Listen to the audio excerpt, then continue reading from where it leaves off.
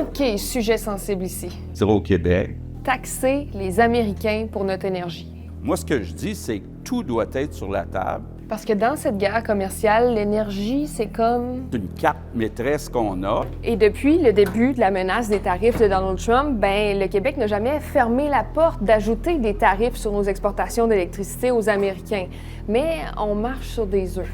Non, filme pas mes pieds. Retirer ce bien essentiel, c'est toujours à haut risque, c'est toujours périlleux pour l'entretien d'une relation commerciale à long terme. Parlons-en de notre relation. Par exemple, avec New York.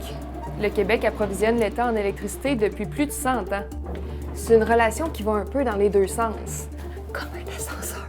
C'est sûr que le Québec est davantage un exportateur net, mais pour certaines périodes critiques de l'année, c'est intéressant pour Hydro-Québec de pouvoir se dire que s'il y a des déficits envisagés côté électricité pour rencontrer la demande, on peut se fier sur les réseaux voisins pour nous fournir cette précieuse électricité. Cela dit, ça représente beaucoup d'argent, l'énergie qu'on exporte aux États-Unis. Bon an, mal an, autour de 1 milliard de dollars de revenus. Dans les 5 dernières années, Hydro-Québec a envoyé en moyenne 21 TWh par an aux États-Unis.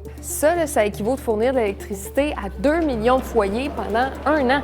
La position d'Hydro-Québec en ce moment, c'est de dire « On suit la situation de près et nous sommes à évaluer les divers risques associés à nos activités. » En d'autres mots, la société d'État dit que si nécessaire, elle va ajuster ses activités en limitant les impacts au Québec.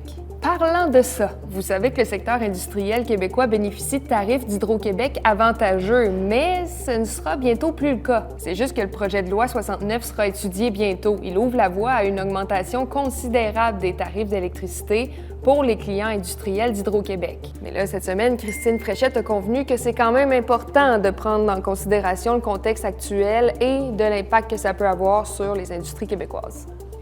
Hey, j'avais même pas de café dans ma tasse.